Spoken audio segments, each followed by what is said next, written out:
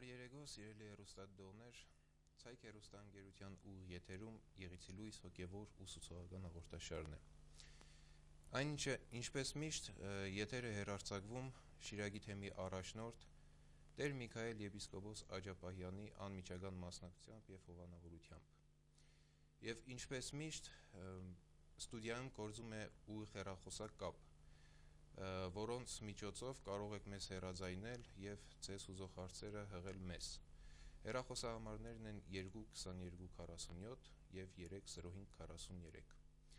Աստվածօգնական սրբազաններ։ Նախորդ երկու հաղորդումների ընթացքում խոսեցինք 7 խորհուրդներից 2-ի մասին՝ մգրդության եւ տրոշմի։ Եվ այսօր կխնդրեի, որպեսզի խոսենք ապաշխարության 3-րդ խորհրդի մասին։ Ինչ է իրենից ներկայացնում ապաշխարությունը։ Ապաշխարությունը եկեղեցու 7 խորհուրդներից մեկն է եւ վերաբերում է մարդու քրիստոնյայի մգրդությունից եւ դրոշմից հետո գործած մեղքերից մաքրվելուն, սրբագործվելուն, մաքրազարդվելուն եւ վերստին եկեղեցու հաղորդության մեջ մտնելուն։ Այսինքն ապաշխարությունն այն խորհուրդն է, որով մարդը քրիստոնյան ազատվում է մեղքերի ծանրությունից, հեռից եւ վերստին որդեգրվում է եկեղեցու եւ Աստուծո հաղորդությանը, մասնագիծ է դառնում եկեղեցու մյուս խորհուրդներին եւ վերականգնվում է եկեղեցու կարգի կանոնի մեջ։ Ապաշխարությունը ուրեմն վերաբերում է այն մարդկանց, ովքեր արդեն մգրդության եւ դրոշմի խորհուրդները ստացել են։ Սա հնագույն ժամանակներում ամենահիմնական խնդիրներից մեկն էր եկեղեցու, որ հալածանքների ժամանակ, քրիստոնյաների հալածանքների ժամանակ լինում էին քրիստոնյաներ, որոնք այս կամ այն հալածանքի, դժբախտության կամ տանջանքներին չդիմանալով երբեմն գոնե հրաբարագավ հրաժարվում էին քրիստոնեությունից եւ հետո ցանկանում էին վերադառնալ քրիստոնեական եկեղեցու հաղորդությանը եւ եկեղեցում բազմաթիվ քննարկումներից հետո, որոնք երկար տարիներ տևեցին, բազմաթիվ քննարկումներից հետո եկեղեցին որոշեց թույլատրել այդ սխալված մարդկանց, մեղավոր մարդկանց դեպի եկեղեցի վերադառնալը եւ դրա համար հիմնվեց ապաշխարության խորհուրդը, որ արդեն իսկ Աստվածաշնչում ավետարանում ներկա է, որպես մեղքերից քավվելու, մեղքերից մաքրվելու մի միջոց, մի ձև, որպես զղջում։ Եվ որպես այդպիսին ապաշխարության խորհուրդը բաղկացած է լինում զղջումից, խոստովանությունից եւ հատուցումից։ Այսինքն յուրաքանչյուր ազնվորություն պետք է իր մեղքերը զգա, հասկանա, ըմբռնի, զղջա, զղջում ապրի, խոստովանի այդ մեղքերը հրաբարագավ քրիստոնյա եկեղեցու առաջ կամ անհատապես քահանայի առջև, եւ եթե այդ մեղքի համար հատուցում է պահանջում, պետք է հատուցի։ Այսինքն այն հատուցումը, որը դրվում է եկեղեցու կողմից այդ մեղավորի առջև, եւ այդ ամբողջական այդ 3 բաների, 3 բաղադրիչների կատարումով է, որ առարգայանում է ապաշխարությունը, որն ավարտվում է եկեղեցում ուրեմն մեղքերի թողություն ստանալով քահանայի կողմից եւ վերականգնվելով եկեղեցու հաղորդության մեջ։ Շնորհակալություն սրբազաններ։ Ապաշխարության խորհրդին նախորդում է խոստովանությունը։ Հայ եկեղեցում խոստովանությունը ինչպես է կատարվում։ Ապաշխարության խորհրդին ոչ թե նախորդում է, այլ ապաշխարության խորհրդի մաս է կազմում խոստովանություն, ինչպես ասացի, ապաշխարությունը զղջումից, խոստովանությունից եւ հատուցումից է բաղկացած։ Ուրեմն ապաշխարության բաղկացուցիչ ամենահիմնական բաղադրիչն է խոստովանությունը։ Մարդը պետք է բարձրաձայն խոստովանի իր մեղքերը, որ գործել է։ Հին եկեղեցում խոստովանությունը լինում էր հրաբարագային։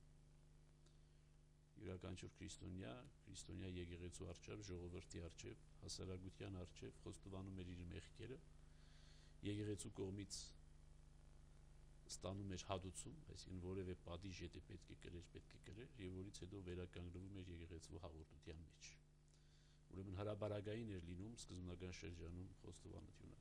Հետագայում, երբ որ եկեղեցին պաշտոնականացավ, դարձավ պետական եկեղեցի եւ արդեն եկեղեցին պետական, այսպես ասած, ուժի աստիճան ձեռք բերեց, հետեւաբար հրապարակային խոստովանությունը ուղղակի հարվածի տակ էր դնում մարդու անվտանգությունը։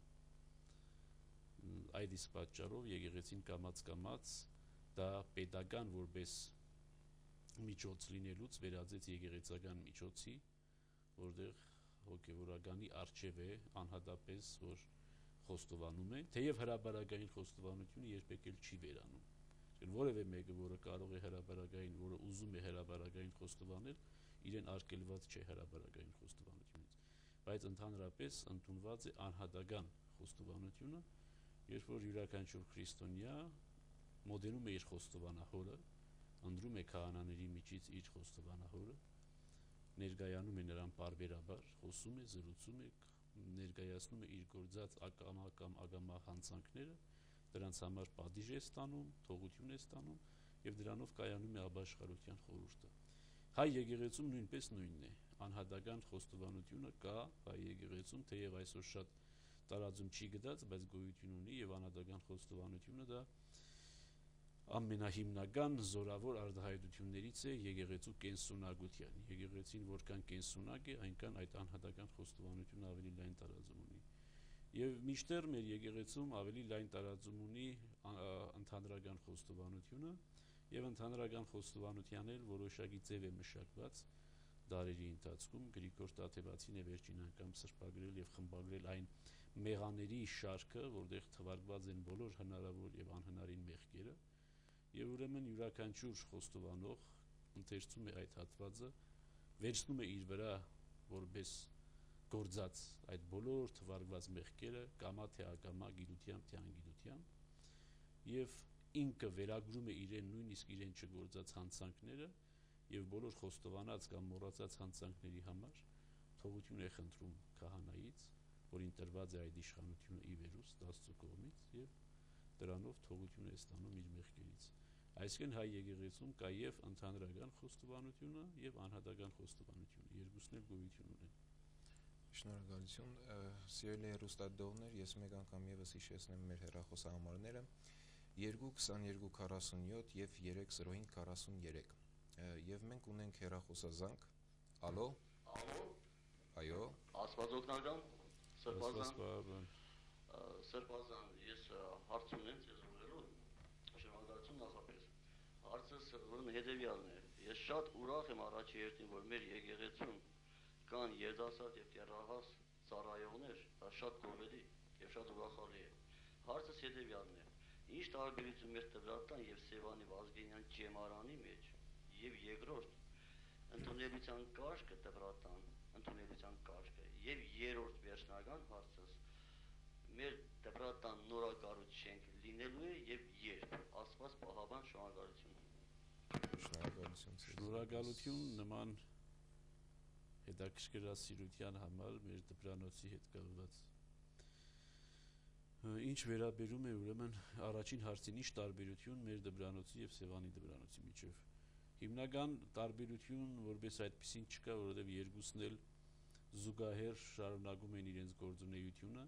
երկուսի ուսումնական ծրագիրն էլ նույնն է եւ երկուսի շրջանավարտներն էլ իրենց ուսումը շարունակում են Գևորգյան հոգեվոր ջեմարանում։ Տարբերությունը կայանում է նրանում, որ Սևանի Վազգենյան հոգեվոր դպրանոցը ուրեմն 5 լսարաններից է բաղկացած եւ 5 լսարաններ սովորելուց հետո նրանք շարունակում են իրենց ուսումը Գևորգյան ջեմարանի 6-րդ լսարանում եւ այսինքն 5+1 այդ սկզբունքով են սովորում, իսկ մեզ մոտ 3 լսարանից է բաղկացած եւ 3 լսարան ավարտելուց հետո եւս 3 տարի սովորում են Գևորգյան հոգեվոր ջեմարանում, այսպես թե այնպես ընդհանուր սովորում են 6 տարի։ Ուրեմն Սևանի Վազգենյան դպրանոցը ավելի մի տեսակ ավելի լայն հնարավորություններ է ունեցել ժամանակին, որ կարողացել այդ 5 լսարանների ձևը որդեգրել։ Մենք մեր դպրանոցը ունեցել է 3 լսարան, ի սկզբանե մինչև իմ նշանակվելն էլ առաջնորդ ունեցել է 3 լսարան, մենք պահել ենք այդ 3 լսարանի ձևը Եվ ուրեմն այդ իմաստով է տարբերությունը, որ մենք ունի 3 լսարան եւ այնտեղ ունի 5 լսարան։ Մեկ ուրիշ տարբերություն կարող ենք ասել, որ նա Սևանի Վազգենյան հոգևոր դպրանոցը ուղիղ ենթագայության տակ է ամենայն հայոց հայրապետության, այսինքն Մայրաթորի,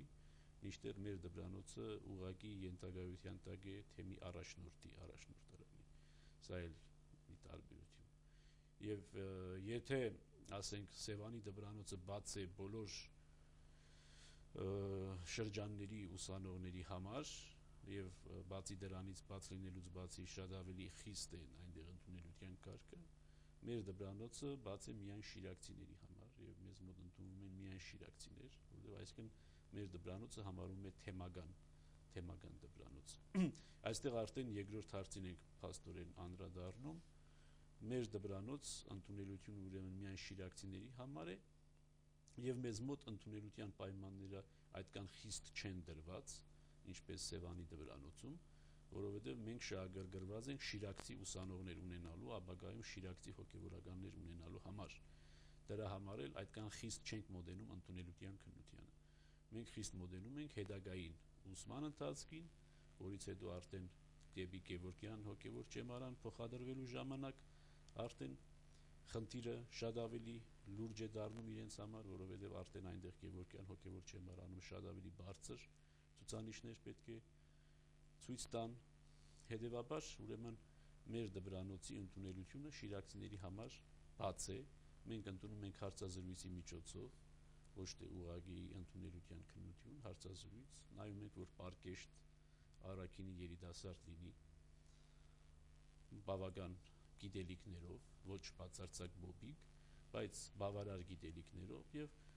ուրախ ենք ասելու, որ այդ 3 տարիների ընթացքում մեր ուսանողները շատ մեծ առաջընթաց են արձանագրում, եթե նույնիսկ գալիս են ոչ շատ փայլուն տվյալներով, որովհետեւ եկեղեցին եւ դպրանոցի մթնոլորտը տալիս է այդ հնարավորությունը։ Երրորդ հարցը, դպրանոցի շենքի հարցը, դա արդեն քանի տարի է այդ հարցը դրված է, բայց հիմնականում հարցը վերաբերում է Հարիջի վանքին, որովհետև վեհափար հայրապետի կամքն էլ այն է, եւ ցանկությունը, եւ իղձը, եւ երազանքը այն է, որ մեր դպրանոցը տեղափոխվի Հարիջի վանք, եւ Հարիջի վանքի համալիրում, որտեղ գիտեք համալիրը բավական մեծ է եւ ունի բոլոր հնարավորությունները դպրանոց այնտեղ պահելու շենքային իմաստով։ Մնում է, որ շենքը նորոգվի եւ մեր դպրանոցը այստեղ մեր ժամանակավոր կացարանից, Գյումրիի ժամանակավոր կացարանից տեղափոխվի Հարիջավանք։ Ուրեմն դա առաջնահերթություններից մեկն է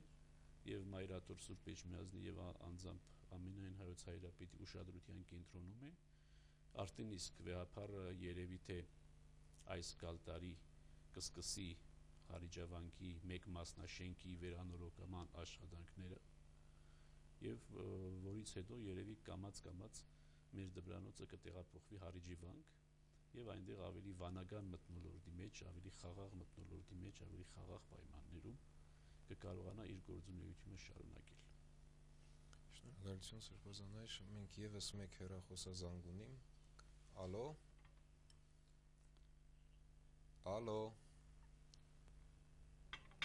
Կարծեմ կապը ընդհատվեց, նախ շարունակենք մեր թեման։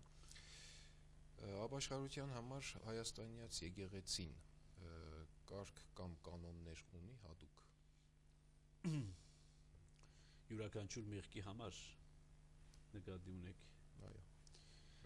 Անշուշտ կանոնագիր հայոցը կա եւ բազմաթիվ կանոններ կան հայ եկեղեցու ավանդության եւ գրավոր արձանագրությունների մեջ, որտեղ հստակ կերպով նշված է յուրաքանչյուր մեղքի համար սահմանված պատիժը եկեղեցում։ Նույնը դադարստանագրքերում է սահմանված, որ մեղքի ժամանակ, որը խոստովանվում է քահանայի առջև, քահանան ինչպիսի պատիժ է նշանակում այդ ապաշխարուի համար։ Պատիժը ինչու՞մ է կայանում։ Կայանում է որոշակի պարտավորություններ կատարելու մեջ, կայանում է հատուցելու մեջ, հենց օրինակ այնպիսի մի մեղք, ինչպիսին ասենք գողությունն է, պետք է հատուցվի, կամ այնպիսի մեղք, որը զրբարտությունն է, սրանք պետք է հատուցվեն։ Այնպիսի մեղքեր կան, որոնք գիտեք հնարավոր է հատուցել։ Անշուշտ սպանությունը այնպիսի մի մեղք, ինչպիսին սպանությունն է, որևէ կերպ վերահատուցել հնարավոր չէ, բայց անշուշտ դրա դեմ էլ կան պատիժներ սահմանված, որը կատարելուց հետո հանցավորը, մեղավորը ընդունվում է եկեղեցու հաղորդության մեջ վերստին։ Անշուշտ սպանության որպես ծանրագույն մեղք այդտեղի պատիժները շատ ծանր են, ավելի քան 20-25 տարվա, ուրեմն ապաշխարության շրջան պետք է անցնի, որպես այդպիսի մարդը, որը սպանության մեղք է գործել։ Այսինքն ապաշխարության այդ ձևերը բաները կան մեր եկեղեցում սահմանված, բայց այսօր շատ չեն կիրառվում, ինչու համար շատ չեն կիրառվում, որովհետև հիմնական այդ ծանրագույն մեղքերի համար պատժի սահմանումը իր վրա վերցրել է պետությունը, եւ պետությունն է, որ կատարում է այն, իսկ եկեղեցու կողմից ապաշխարություն սահմանվում է միայն այն գիտագից հավատացյալների վրա, ովքեր իրապես գիտագից են, որ իրենք ոչ միայն պատասխանատու են աշխարհիկ դատաստանի առջև, այլ Աստուծո դատաստանի առջև։ Իսկ Աստուծո դատաստանը շատ ավելի լուրջ դատաստան, շատ ավելի հավիտենական դատաստան է։ Հետևաբար այդ եկեղեցու ապաշխարության խորհրդին լուրջ մոդելում են նրանք, ովքեր գիտեն, որ Աստծո դատաստան կա, եւ վերջի վերջո իրենք հաշիվ են տալու դրա համար, եւ որպես այդպիսին մաքրվելու եւ մաքուր Աստծո դատաստանի առջև կանգնելու մտադրություն ունեն։ Այնպես որ եթե որևէ մեկը մեղք է գործել, որը իր համար խղճի տանջելու առարգա է, կարող է դիմել եկեղեցուն, կարող է դիմել իր հոգևոր հովվին, այն հովվին, որին ինքը վստահում է, որպես խոստովանահայր, խոստովանել եւ ընդունել այն պատիժը, որ խոստովանահայր իրեն կնշանակի, եւ դրանից հետո անհատապես զղջալով, խոստովանելով եւ ապաշխարելուց հետո, ուրեմն ապաշխարության խորհրդով կվերականգնվի եկեղեցու հաղորդության մեջ։ Իսկ ենթադրենք Սրբազան, անհատը գալիս է քահանայի առջև եւ խոստովանում է իր մեղքը, որը գիտակցել է եւ այդ քայլին գնացել է, գալով եկեղեցի խոստովանության։ Այդ ժամանակ հոգևորականը միայն թողություն է տալիս կատարված մեղքի համար, թե ընթերցվում է մեղաների շարքը ամբողջությամբ։ Անհատական խոստովանության պարագային մեղաների շարքի ընթերցումը պարտադիր չէ։ Բնավ պարտադիր չէ, եթե անհատական խոստովանություն կա։ Անհատական խոստովանության պարագային անհատապես մարդը իր բառերով, իր ձևերով խոստովանում է քահանայի առջև այն մեղքը, որ ինքը գործել է։ Քահանան ցուցումներ է տալիս իրեն ինչպես սրբագրել այդ մեղքը, ինչպես հատուցել այդ մեղքը, ինչպես անել, որպեսզի վերստին չգործվի այդ մեղքը։ Այսինքն բժշկի, փաստորեն հոգևոր բժշկի դեր է ստանձնում քահանան, որպեսզի բուժի այն վերքը, որը ստացել է մարդը այդ մեղքը գործելով։ Եվ որից հետո, երբ որ կատարում է այդ խոստովանողը, ապաշխարողը կատարում է խոստովանահոր բոլոր պատվիրանները, եւ երբ տեսնում է, որ խոստովանահայրը կատարել է այն ամենը, ինչ որ ինքը թելադրել է, ինչ որ ինքը կատարել էր, այսինքն տեղի է ունեցել հոգևոր բժշկությունը, այդ ժամանակ արդեն թողություն է տալիս, արձակում է նրան մեղքերից եւ վերականգնում է եկեղեցու հաղորդության մեջ։ Քանի որ ապաշխարությունը մեղքերից սրբվելու միջոց է, մարդը կարող է մտածել գիտակցաբար մեղանչել, սակայն հետո ապաշխարելու եւ սրբվելու միջոց կարող է ունենալ։ Այսինքն եթե ինքը գիտակցաբար մեղանչում է եւ մտածում է, որ ապաշխարությամբ կարող է սրբվել։ Այսինքն այն սովորական հարցը, ինչպես ինչը որ շատ հաճախ տալիս են, եթե այդպես է, հա ինչ ուզենամ կանեմ, հետո ինչ ուզենամ կանեմ, հետո կգամ կապաշխարեմ։ Դա ճիշտ մոտեցումը չէ, որովհետեւ արդեն իսկ դրանով ապաշխարությունը չի կայանում։ Արդեն իսկ այդ մտածումով ապաշխարությունը չի կարող կայանալ։ Որևէ մեկը Աստծուն չի կարող խաբել, որևէ մեկը չի կարող հավակնել Աստծուն խաբելու։ Հետևաբար, եթե զղջումը իրական չէ, եթե զղջումը կայացած չէ, ապաշխարությունը չի կարող կայանալ։ Հասկանում եք։ Հետևաբար, եթե որևէ մեկը մեղք է գործում այն նպատակադրումով, որ քանի որ ապաշխարության խորհուրդը կա, լավ է, այսքան տարի լավ էլ կմեղանչեմ, հետո կգնամ կապաշխարեմ եւ մեղքերիս համար թողություն կխնդրեմ, եթե այս մտածումով է մեղք գործում եւ հետագայում իր զղջումը անկեղծ չէ, ուրեմն խոստովանություն եւ զղջում չի կայացել եւ հետեւաբար ապաշխարություն չի կայացել։ Աստված չի խաբվում։ Շնորհակալություն։ Մենք ունենք հեռախոսազանգ, ալո, այո։ Ուզում էի մի հարց տալ Եհովայի վկաների համար էլի ինչ տարբերություն կա մեր եւ նրանց, ասենք, հավատքի միջեւ։ Հավաքի միջև Այո, հավատքի Հավատքի- միջեւ եւ Եհովաների մասին էր էլի խոսքը։ Եվ մեր հավատքի եւ նրանց հավատքի միջեւ ինչ տարբերություն կա։ շնորհակալություն հեռախոսազանգի համար։ ավելի ճիշտ կլինի հասնել ինչ նմանություն կա։ Նմանություն չկա մեր եւ Եհովայի վկաների հավատքի միջեւ։ Նմանություն չկա, որովհետեւ Եհովայի վկաները քրիստոնյաներ չեն։ Դա նույն հարցն է, ինչպես հարցնես ինչ նմանություն կա մահմեդականության եւ քրիստոնեության միջեւ։ Նմանությունը միայն այն է, որ երկուսն էլ կրոն են, դրանից դուրս որևէ նմանություն չունեն։ Հետևաբար, եթե Եհովայի վկաները քրիստոնյաներ չեն, հետևաբար որևէ նմանություն չկա մեր հավատքի հետ։ Հետևաբար չարժի տարբերությունների մասին խոսել։ Մենք նմանություններ չունենք Եհովայի վկաների հետ։ Այն, որ նրանք օգտագործում են նույն Աստվածաշունչը ինչ որ մենք դա արդեն նմանության նմանագում է, դա նմանություն անգամ չէ, որովհետև իրենք Աստվածաշունչը մեկնում են ոչ քրիստոնեաբար չեն մեկնում Աստվածաշունչը։ Իրենք կարդում են նույն Սուրբ Գիրքը ինչ որ մենք եւ Սուրբ Գիրքը մեկնում են իրենց մտահայեցողությամբ, իրենց ղեկավարների մտածածին ուսմունքի հիման վրա։ Եվ ամենահիմնական տարբերությունը, որ իրենք Քրիստոսին չեն դավանում որպես Աստծո որդի, չեն դավանում որպես Աստված, ինչի վրա որ խարսխված է մեր հավատքը։ Քրիստոսի աստվածությունը եւ Քրիստոսի մարդեղությունը եւ դրանց կատարյալ միությունը քրիստոնեության խարիսխն է, քրիստոնեության հիմքն է։ Չհավատալ դրան, դա նշանակում է քրիստոնյա չլինել։ Քրիստոնեության հիմքը այդ է։ Քրիստոսի անունը տվողները չեն, որ քրիստոնյա են, այլ Քրիստոսի աստվածությանը հավատացողներն են, որ քրիստոնյաներ են։ Քրիստոսի անունը նաև ծանոթ է նաև մյուս կրոններին, որպես մեծ մարգարե, բայց մենք Քրիստոսին չենք դավանում որպես մեծ մարգարե, այլ Քրիստոսին դավանում ենք որպես մարմնացած Աստված, որպես Աստծո հայտնությունը մեզ։ Իսկ Եհովայի վկաներ այդ ժխտում են, հետևաբար այդ ժխտողը չի կարող քրիստոնյա համարվել, որքան էլ որ փորձի իրեն քրիստոնյա ներկայացնել, որքան էլ որ փորձի խաբել դիմացինին քրիստոնեաբար ներկայանալով, ինքը քրիստոնյա չէ։ Եհովայի վկան քրիստոնյա չէ։ Հետևաբար մեր եկեղեցու հետ, մեր հավատքի հետ ոչ մի նմանություն չի կարող ունենալ, որքան էլ որ փորձի նմանություններով իրեն պատել, որևէ նմանություն չի կարող ունենալ։ Մեր ճանապարհները տարբեր են։ Մեր ճանապարհը դեպի Աստված Քրիստոսով է։ Իրենց ճանապարհը չգիտեմ ուր է, որ առանց Քրիստոսի է։ Շնորհակալություն։ Դեկտեմբերի 3-ին Սրբազանայր առաջնորդարանի շենքում տեղի ունեցավ հանդիպում ծեր եւ քաղաքի միջնակարգ դպրոցների եւ ուսումնական հաստատությունների տնօրենների հետ հանդիպում։ Ինչ հանդիպում էր այդ, ովքեր էին ներկա եւ ինչ առիթով էր այն,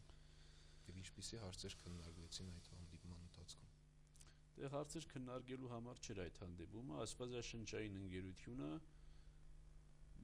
գրքեր էր բաժանել, աստվածաշնչային գրականություն էր բաժանելու յուրաքանչյուր դպրոցին, որի համար էլ մենք հրավիրել էինք առաջնորդարան, եւ այդ աստվածաշնչային գրականությունը բաժանվեց տնօրեններին, որպեսզի գրադարաններում տեղադրվի յուրաքանչյուր դպրոցի գրադարաններում դրանք մատչելի լինեն բոլոր աշակերտների համար։ Եվ օգտվելով առիթից ուրեմն կթելադրեի, որ դպրոցները շահագրգռվածություն ցուցաբերեն, ուսանողները աշակերտությունը շահագրգռվածություն ցուցաբերեն եւ գնան տեսնեն գրադարաններից վերցնեն այդ գրքերը, որ սկանչելի իրապես աստվածաշնչային գրականություն է, աստվածաշնչից զատ հարակից աստվածաշունչը բացատրող եւ մեկնող պատկերազարդ շատ գեղեցիկ մատչելի երեխաների համար մատչելի գրականություն է, գնան եւ վերցնեն եւ նայեն, կարդան, լուսավորվեն եւ լուսավորեն միմյանց։ Իսկ օգտվելով առիթից անշուշտ այդ հավաքի ժամանակ մենք որոշ մեր մտածումները արտահայտեցինք տնօրենների առջև, որոնց մեծամասնությունը ներկա էր, մի քանիսներին միայն իրենց տեղակալներին կամ որևէ ուսուցիչների ուղարկել տարբեր զբաղումների պատճառով, բայց հիմնական տնօրենների ճնշող մեծամասնությունը ներկա էր, եւ մենք մեր մտածումները արտահայտեցինք այդ իմաստով, որ բոլոր տեսակի այն աղանդավորական շարժումները, որոնց մասին աղաղակում են հաճախ, ամենահիմնական թիրախ իրենց համար հաճախ ընտրում են դպրոցները, Եվ ցավոք երբեմն էլ մեր դպրոցների տնօրենները նյութական ակնկալիքի պատճառով դռները լայն բացում են ցանկացած աղանդավորական հոսանքի առջև, լինի դա որպես բացարձակ աղանդավորություն կամ լինի քողարկված աղանդավորություն։ Դրա համար մենք հորդորեցինք մեր դպրոցների տնօրեններին, որ եթե որևէ մի կրոնական կազմակերպություն բարեգործական առաքելության դիմագով ներկայանում է դպրոց, պետք է միշտ առաջնորդարանի հետ կապ պահպանել եւ առաջնորդարանի միջոցով կատարել այդ։ Եվ որևէ մեկ տնօրեն չպետք է դա իր համար անպատվություն համարի, որ ինքը, այսպես ասած, նսեմանում է կամ փոքրանում է առաջնորդարանի առջև կամ իր, այսպես ասած, լիազորությունները նվազում են, այդպես չէ։ Այլ յուրաքանչյուր տնօրեն, յուրաքանչյուր ուսումնական հաստատության պետք է այդ նախանձախնդրությունը ունենա, որպեսզի իր դպրոցը անվտանգ պահի ամեն տեսակ աղանդավորական հարձակումներից։ Դրա համար դպրոց կամ որևէ մի հաստատություն, որևէ մի կրոնական կազմակերպության համար մտնելու ճանապարհը պետք է անցնի առաջնորդարանով։ Դուռը այս թեմ մուտք առաջնորդարանն է։ Խոսքս կրոնական կազմակերպությունների մասին է։ Հանկարծ սխալ չընկալեն եւ մտածեն, որ ընդհանրապես բոլոր հասարակական եւ մնացած պետական կազմակերպությունների մասին է խոսքը։ Միայն կրոնական կազմակերպությունների մասին է։ Կրոնական կազմակերպությունների համար այս թեմ մտնել եւ որևէ մի բարեգործական ձեռնարկ կատարելու դուռը առաջնորդարանն է։ Ով առաջնորդարանով չի մտնի, այլ կմտնի պատուհանով, նա գող է եւ ավազակ ըստ ավետարանի։ Սա էր մեր հիմնական պատգամը, որ մենք ասացինք տնօրեններին եւ թելադրեցինք, հորդորեցինք, որ այսուհետ որևէ մի կրոնական կազմակերպություն, որ փորձ կանի մտնել դպրոց զանազան պատրվակներով, իրենք այդ նախանձախնդրությունը ունենան, դիմեն առաջնորդարանին եւ առաջնորդարանի միջոցով եւ առաջնորդի օրհնությամբ այդ ամենը կատարեն։ Շնորհակալություն։ Մեզ մնացել է 3 րոպե, Սրբազան հայր, եւ երևի թե մենք ընդունենք վերջի հեռախոսազանգը եւ կխնդրեի, որ այն շատ կարճ պատասխանեիք, որպես տեղավորվեինք ժամանակի մեջ։ Ալո։ Ալո։ Մենք լսում ենք ձեզ։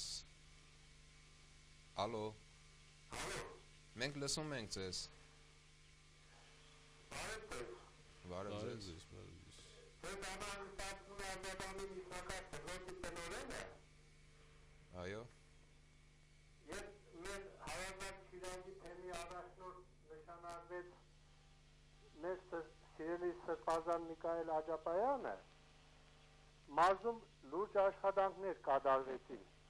եկեղեցաշինության, եկեղեցավերանորոգման եւ ժողովրդի շրջանում մեր կրոնի պրոպագանդման գործում։ Ես սրան ավելացրած նաեւ հովանավոր աշխատանքները, որի օրինակներից մեկը մեր Ազատանի միջնակարգ դպրոցին մոտ 4 միլիոն դրամի գույքով ապավելը, որի համար Ազատանի համայնքի անդամների, դպրոցի տնօրենության, մանկավարժական եւ աշակերտական կոլեկտիվների անունից մեր խորին երախտագիտություն ենք հայտնում մեր սիրելի Սրբազան Միքայել Աջապայանին, նրան ցանկանալով երկար տարիների կյանք եւ մեր Շիրակի մարզում մեր հայրաքելական եկեղեցու կրոնի պրոպագանդման գործում։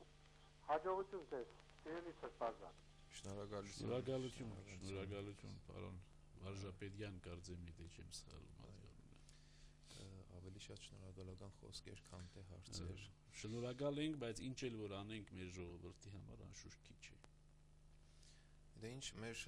հաղորդման եթերաժամը սպառվեց, սիրելի հեռուստադիտողներ, շնորհակալություն ձեզ Սրբազան հայր, շնորհակալություն ձեզ եւս, որ այս 30 րոպեները մեզ հետ միասին եղաք։ Մեր հաջորդ հաղորդումը կլինի դեկտեմբերի 29-ին, այս տարվա վերջի հաղորդումը այն կլինի։ Ցտեսություն ձեզ եւ ամենայն բարիք, Աստված օգնական։ Աստված պահապան։